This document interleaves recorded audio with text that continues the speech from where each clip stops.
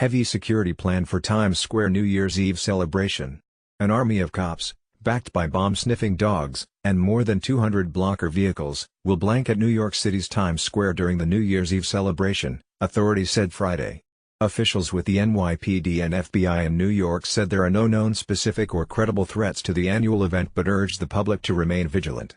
"We always have the world's best intelligence analysts and investigators monitoring the threat stream day and night," NYPD Commissioner James O'Neill said at a press briefing.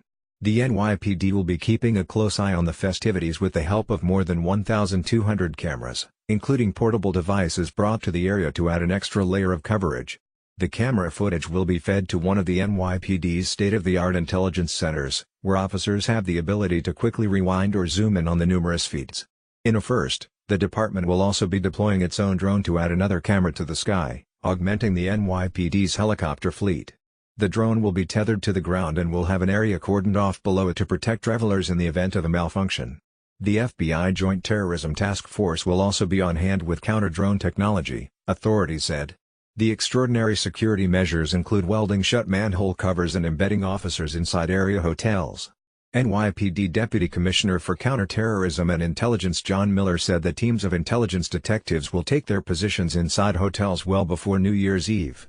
Miller said the officers will be teamed up with hotel staff carrying master keys and allowed to spend days getting to know hotel housekeepers and other staff so they will be able to identify anyone who doesn't belong on the premises and the hotel staff knows the detectives.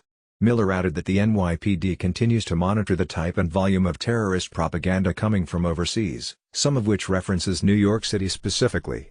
But Miller noted that the amount of propaganda seen year over year has declined. He attributes the decrease in part to the disruption of the ISIS home base in the Middle East.